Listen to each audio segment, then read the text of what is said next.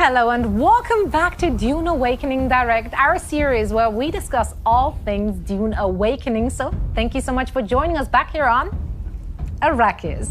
We're starting today's episode off with a look at a trailer that we unveiled just recently at Summer Game Fest. Then we will welcome back Joel Bylos, the creative director for Dune Awakening, to take a deep dive into the history and talk about the spark that ignites, well, this inferno. And we'll also answer some questions you might have about the player's spiritual journey on our Arrakis with Leah Talbot, the senior narrative designer. We'll also show some new specifics from the character creator and how you will start your journey on Arrakis and the decisions you will have to make before you embark on your journey.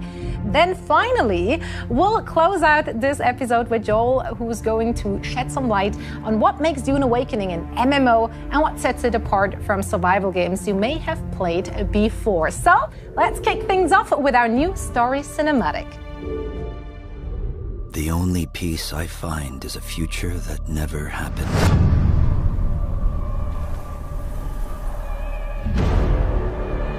One where I, Paul Atreides, was never born. I created the future until it created me. But I see a narrow way, a path that might have been. What if my mother had obeyed her orders and given birth to a girl? Everything would change. Dr. Yue exposed before his betrayal. A world where my father lives. House Atreides surviving the Battle of Arrakis. Sardaukar deployed to protect the spice melange. A war of assassins spreading across the planet. Fremen exterminated. No Muad'Dib. No Lisan al-Gaib. No Kwisatz Haderach. All of my visions lead to horror. Except for this one. This one leads to you.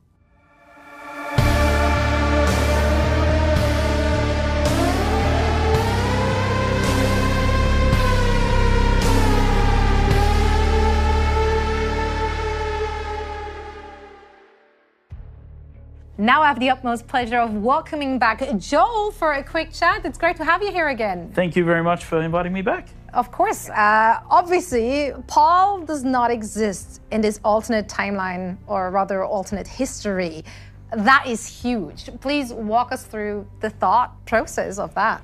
Sure. So when we started working on the game, we knew that we wanted to have different factions. We wanted to have it set on Arrakis. And Paul, as a character, casts a shadow over everything that happens there. He's such an important figure to the universe. And we were looking for, like, how can we bring players in, make them feel like they have some agency in this world and they're not just going to join Paul. And so we looked in the timeline, we worked with our partners, the Herbert estate and Legendary, and we found like a moment where Jessica made a choice about the child she was going to give birth to. And in our timeline, she gives birth to that daughter.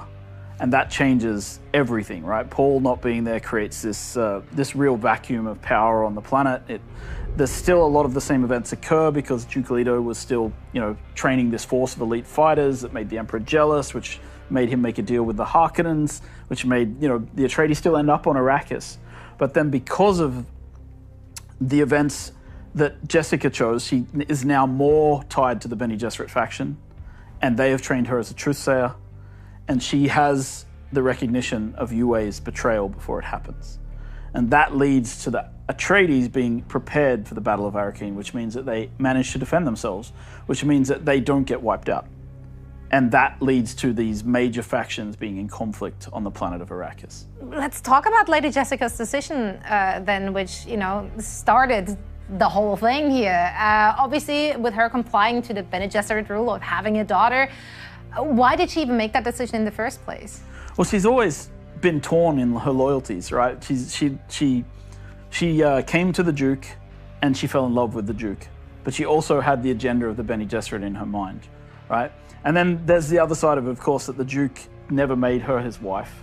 And she has to make a decision. And of course, in the book, she made the Paul decision. In our game, she made the Arrakis decision.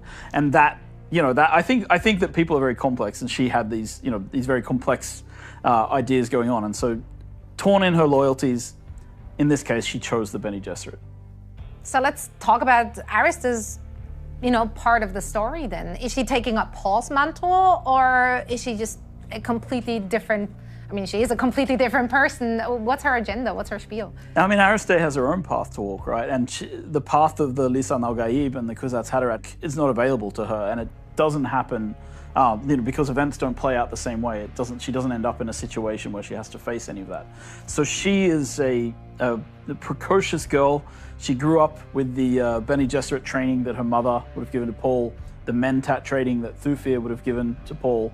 Right, she has sword masters like Duncan Idaho training her, and the great troubadour Gurney Halleck teaching her. So she has a lot of the same abilities and trainers as Paul, but she finds herself in a very different situation in the world because, of course, the end goal of the Bene Gesserit here is that the daughter of House Atreides marries the heir of House Harkonnen in order to create their Kwisatz Haderach. Do hate that for her, I'm not gonna lie. so Ariste ends up under a completely different set of pressures, right? And that leads to a very different sort of life for her.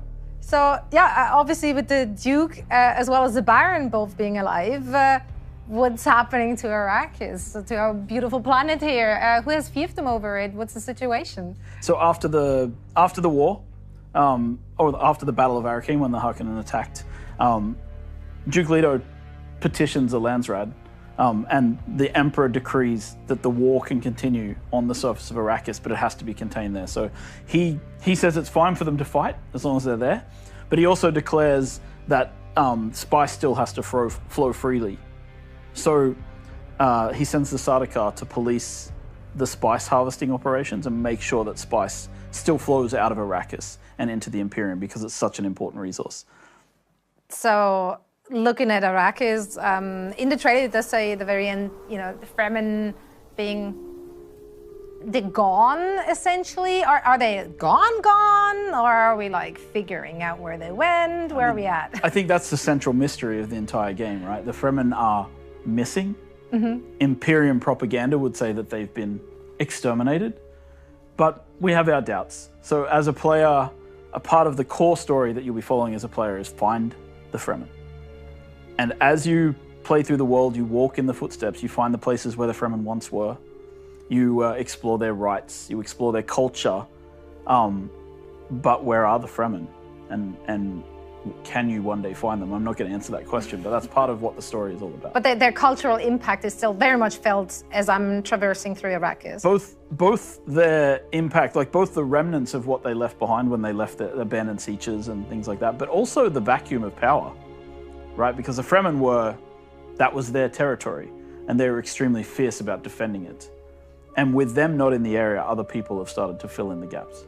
I do want to talk about the impact that story and narrative has, though, on Dune Awakening, because it is a survival MMO. If we're looking at the survival part, usually the extent of story in a survival game is, oh no, your plane crashed. Oh no, you're shipwrecked. Oh no, it's an apocalypse. Figure it out. Clearly, that is not the case for Dune Awakening. There is a lot of story to be explored for the players.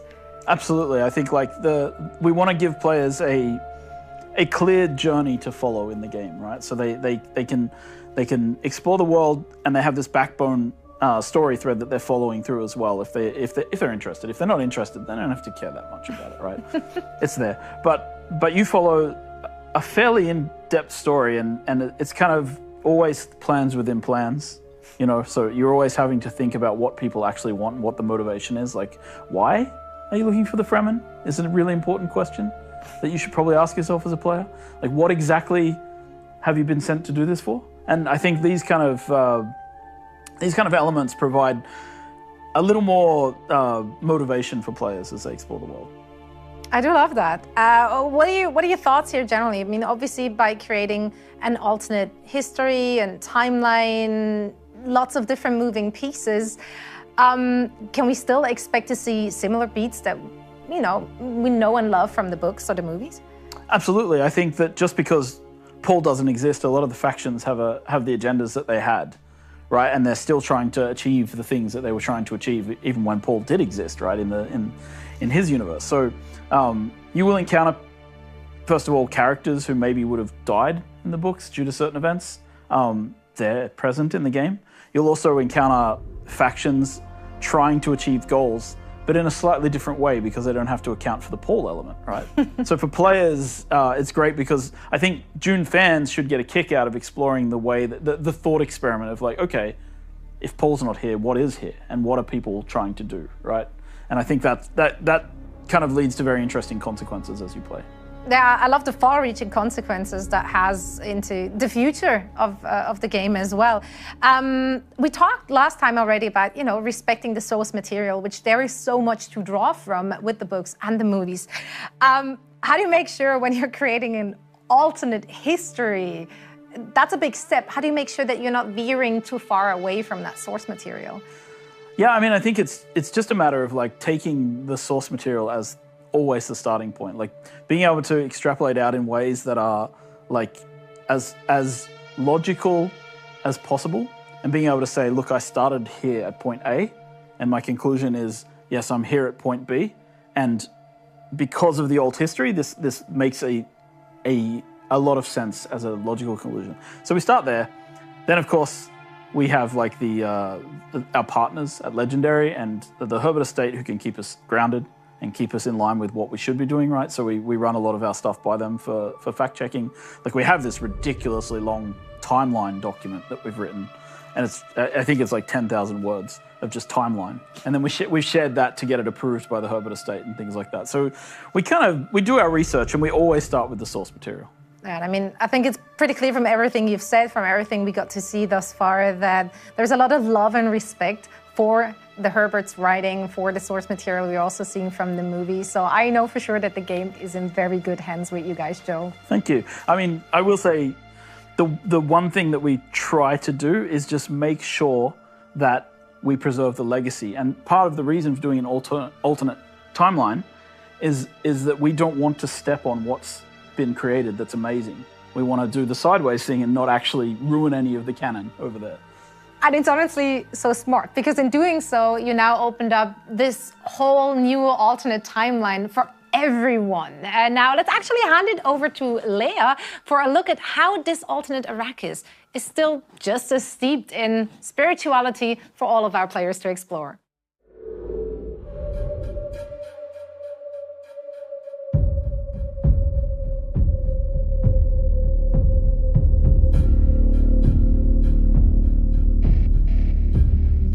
In Dune, Paul uses the Fremen prophecy of the Messiah as a tool for survival, right? He sees the path ahead, he sees the consequences of this decision, but he has to push forward because all the other path leads to chaos and to the end of his family's legacy. Your story is also one of survival, but you are not Paul Atreides, and you'll have to embrace the chaos instead of avoiding it. As a part of the story of Dune Awakening, you will have the opportunity to explore and experience the religious and spiritual journeys of many of the people you will come across. Our Arrakis is still the harsh, unforgiving planet created to train the faithful, but Jessica's decision to bear a daughter, Ariste, instead of Paul, has created an entirely different political environment for you to navigate. You will have to evolve in a world in turmoil, a world with no clear dominant force that is embroiled in a long and exhausting war of assassins. This power vacuum is breeding instability, but also opportunity for many, including you, the player. Arrakis is a crucible from which many factions and groups and sects have splintered and spread and festered, each with its own set of beliefs and waging a war against each other, fighting for their own little patch of desert. Like, for example, the Masquerade, who are a cult of religious fanatics who have copied and twisted even the Fremen way of life. As a player, you may not be the Messiah, but the spice will still guide you in your journey. You will have to learn the ways of the desert by following the teachings left by the Fremen and undergo the mystical trials of Akhl. Because for the Fremen, learning to survive Arrakis is already in itself a spiritual awakening, a spiritual journey. Villeneuve's movies have shown us the danger of taking up the mantle of a spiritual leader. They have shown us the power that comes from it, but also the damage it can cause. This story, however, has already been told. Yours has yet to be written.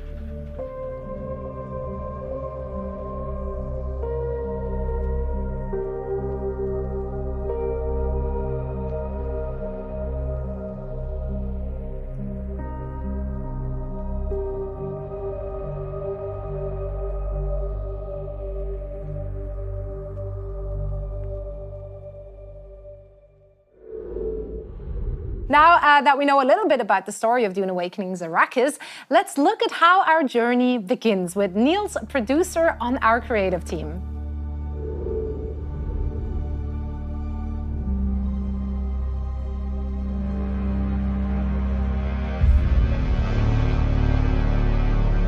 Hello, my name is Niels Villeneuve, and I'm a producer here at the creative team at Funcom. Today I'll be walking you through the first moments of Dune Awakening, character creation, where we find out who you are and what you look like. Let's take a look. Here we have our character creation screen. Expression and customization is one of our key pillars in Dune Awakening, and that starts here. There's a lot of customization options available for you, but if you want a starting off point, or just want to move past the customization and straight into gameplay, you can make use of some of the preset character looks we've got available. If you're like me and like making your own character from scratch, however, then there's plenty of options for you to play with. You can change your body type and your general body shape, tweaking anything from height to the thickness of your arms or legs to adding freckles or even vitiligo. There's too many small details for me to delve into all of them, but it's safe to say that if you love sliders, we've got plenty of them. Apart from being able to tweak the minute details of your nose or your mouth, you can even affect your age. Look at that. Looks great to me. The other classics like hair, beards, and eyebrows all have different choices for you to make or affect. But on top of that, you can also add in tattoos and facial scars. We even let you choose how faded with age they've become. Play around a bit with our makeup options, and soon enough I think you'll have a character you can enjoy exploring Arrakis with. Now that we've selected our physical appearance, we give our character a name and we continue, because we're more than just a pretty face. Customization is about more than just how you look. It's about who you are and where you come from. Have they told you what I am? Then I will sift your words for lies. Let's begin. Where were you born? Your character's background affects how they get to interact with the people of Arrakis, giving you different dialogue options depending on who you are. For the sake of this video, we'll be choosing the home planet of the Atreides, Caladan. A world of water. Homeworld of the Atreides. Next, we determine your caste, where you belong in the strict hierarchies of the Imperium. We'll select Na Familia for now, belonging to the noble caste. Did you give bad advice? Or make a bad deal? To be close to power is to walk the knife's edge. You had a mentor in your youth, trained by one of the schools. Who was your mentor? Unlike the other choices, this gives us a starting ability, something we can use right as we boot into the game. Don't worry, you're not locking yourself into a class or a specific archetype. In Dune Awakening, we allow you to create your own playstyle. So if you want to combine Mentat abilities with those of the Bene Gesserit, all you need to do is find the right people to train you and choose the loadout that works best for you. For right now, though, we'll choose the Mentat. Come here. Kneel. Put your hand in the box.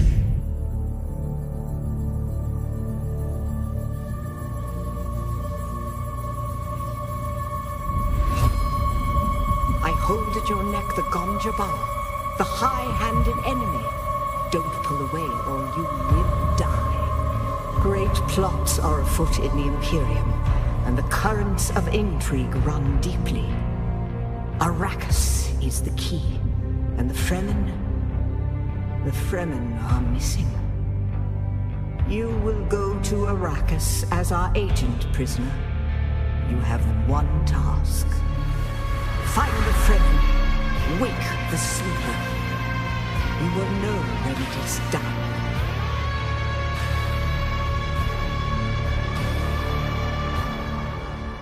And with that cryptic message, your journey begins.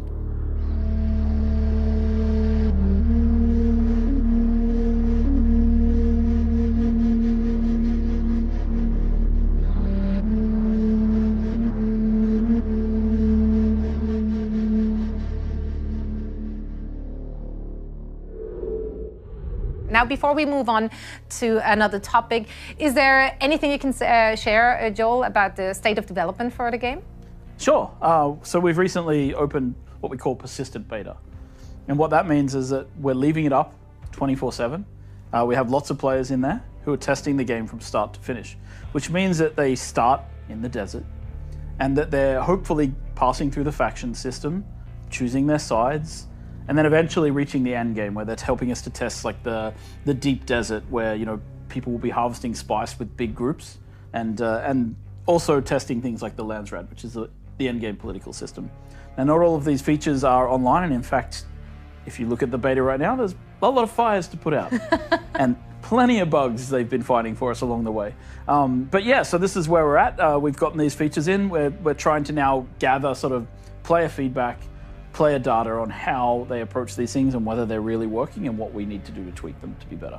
That's what I love the most about betas. You give players an opportunity to break your game in so many different ways you didn't even think are possible. Absolutely. I like they managed to do it on one server where they could log in and not move. And it was amazing because it was like we didn't even believe this could happen. And here it is. Everybody frozen in place, just silently looking at each other, talking in chat, but unable to actually move their characters. So, you know, that's all part and parcel, it's part of the fun. But I do want to thank our beta testers for their patience, because I know we're testing your patience at the same time. It's give and take, man. It's give and take. Now, with the beta being more persistent, or continuous rather, does that also mean that people who are not in the beta can expect to see some more in-game footage soon, some more glimpses of combat, for example? Yeah, exactly. So as we move forward through the year, we're going to be showing more and more gameplay from the game. More of the combat system, which has been being revamped, melee, abilities, shooting, all of the things that people would expect to see. And in addition to that, we're also expanding the beta over time. So again, more and more people are getting in, and then they're in permanently, right? Because it's a persistent beta. So it will grow larger and larger and begin to pick up momentum as the year continues. Joel, I would love to discuss a bit of a more technical aspect. Of course, Dune Awakening, it's a survival game, it's an MMO.